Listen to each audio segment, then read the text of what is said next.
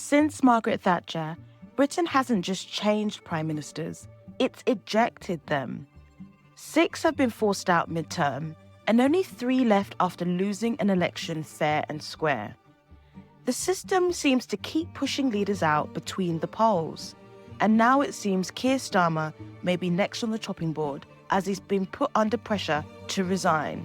So why does this keep happening? Hi, my name is Abisoye, and welcome to Where Truth is Valued.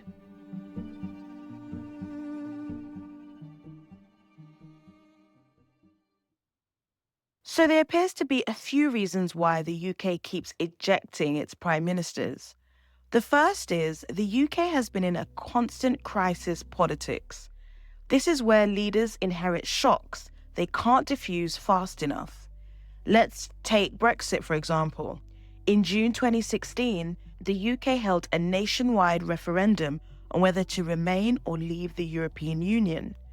Voters chose to leave, and then Prime Minister David Cameron had campaigned to stay. So the next morning, he resigned, saying the country needed a different leader to deliver Brexit. After David Cameron came Theresa May, who resigned after failing to get an agreement for Brexit through Parliament. She brought her Brexit deal to Parliament 3 times and failed. And in the end, she resigned not because she lost an election, but because her own side would no longer follow her. Her resignation triggered a Conservative Party leadership contest, which is how Boris Johnson became Prime Minister in July 2019, without a general election. He also promised that he would get Brexit done and formally took the UK out of the EU institutions. But he resigned a few years later after a scandal nicknamed Partygate. This was a series of social gatherings inside government buildings during the COVID-19 lockdowns. After Boris, we had Liz Truss, who resigned after just 44 days, which is the shortest-serving Prime Minister in British history. Her government unveiled a so-called mini-budget, which was said to have crashed the economy. And then we had Rishi Sunak. He inherited the economic and political hangover from everything you've just heard. So that's high inflation, weak growth, a fractured party, and a public that is exhausted by crisis. He lost the 2024 general election fair and square. But from Margaret Thatcher to Liz Truss, we've seen several resignations. To understand why so many British prime ministers are forced out midterm, you have to understand the UK system. The public doesn't directly choose the prime minister. Voters elect members of parliament, MPs. The leader of the party that can command a majority in parliament becomes the prime minister, which means that Britain can end up with a prime minister chosen by party members, even though the country has never voted for them to do the job. And here's the structural problem. A leader who appeals to party members does not necessarily command loyalty from MPs, the very people they need to pass laws. So you get a prime minister with the title, but not the authority. When MPs lose confidence in their leader, they don't want to wait for voters. They can organize internal revolts, refusing to back legislation, submitting letters calling for confidence votes, or more dramatically, resigning to make the leader's position untenable. Britain now regularly produces prime ministers who are chosen inside parties, not by the public. They face constant internal rebellion and then are removed between elections when governing breaks down. So it seems like we elect leaders twice, once in the country, then again inside the party. It's the second election that keeps killing them. Also, there's a mismatch between power and expectation. You could describe being a prime minister as a presidential job with parliamentary tools. To most people watching from the outside and increasingly inside the UK, the prime minister looks like a president. They live at 10 Downing Street, they dominate the news cycles, they speak for the country in crisis, and they're treated as the person in charge. In moments like wars, pandemics, or financial shocks, the public expect the prime minister to decide, act, and deliver fast. But constitutionally, that is not what the job is. The British prime minister is not a president. They're not directly elected, and they don't have a personal mandate separate from parliament. Their power depends on three fragile things all at once: the confidence of Parliament, the loyalty of their party, and adherence to unwritten rules and norms. And here's the problem: the expectations are presidential, to be decisive, commanding, personal, but the tools are parliamentary, which are slow, collective, and constrained. So a prime minister can't just order parliament to fall into line. They can't overrule their party. And many of the rules that keep the system functioning, so standards, behavior, and accountability, rely on good faith, not enforcement. So when that gap opens between what people expect a prime minister to do and what they can actually do, authority drains away fast. You see it with Theresa May. She was expected to deliver Brexit, but every step required Parliament's consent, and Parliament said no. You see it with Boris Johnson. He presented himself as a strong, rule-breaking leader, but the system depends on respect for rules. Once that collapsed, so did his authority. And you see it with Liz Truss. She tried to govern like a chief executive, move fast, ignore process, shock the system, and discovered that financial markets don't wait for parliamentary debates. And it seems attempts to strengthen their roles backfire. In 2022, the UK repealed its fixed-term election law, restoring the Prime Minister's power to choose when to call an election. On paper, that made the job stronger. In reality, it raised expectations again. If you have the power to reset and you don't, people assume you've already lost. So when a prime minister can't meet presidential expectations with parliamentary tools, something has to give.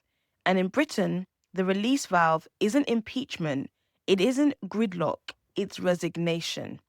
Resignation allows the system to reboot without rewriting the constitution, without elections, and without admitting the machinery itself might be broken. Bringing it back to the pattern, this is why resignations have become routine.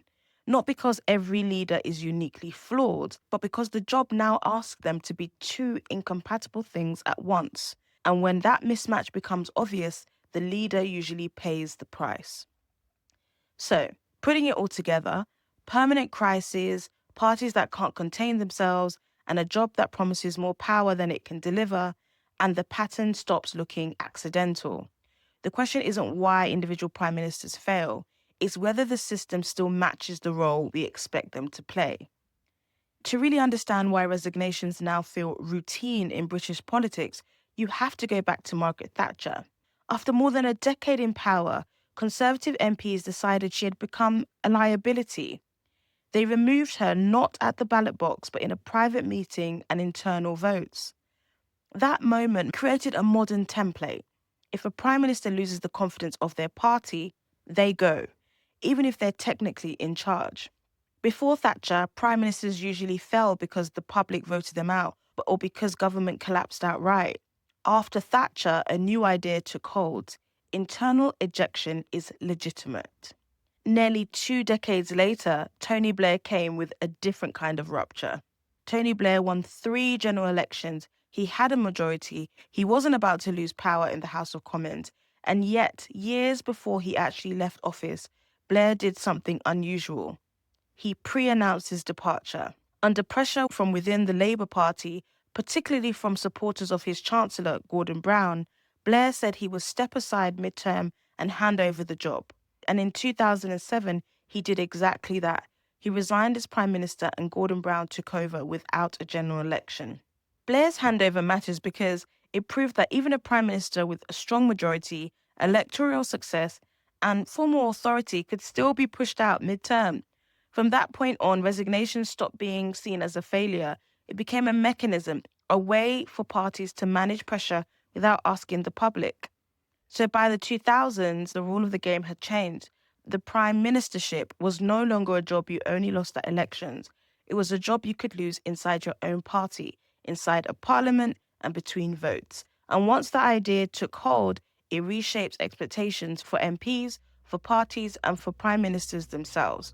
So, where does UK's Prime Minister today fit in all of this?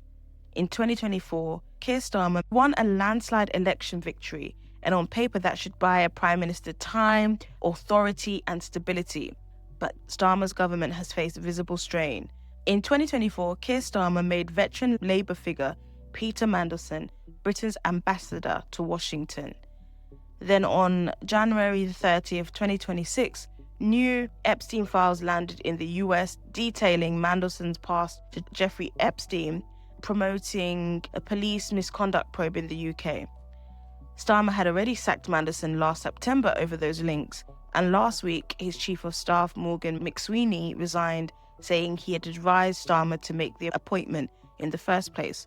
Add to that 11 ministerial resignations in Starmer's first 18 months and you can feel the pattern. This doesn't mean his premiership is about to collapse, but it does show something important.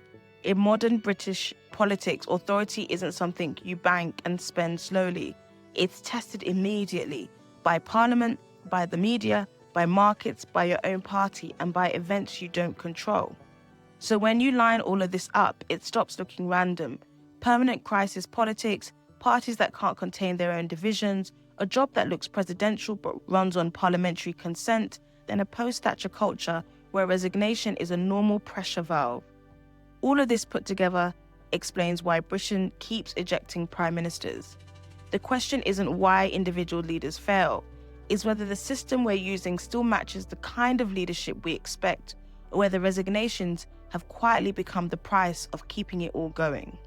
Thank you for listening to this episode. If you like, comment, subscribe, and don't forget to remain curious and keep valuing the truth. Bye.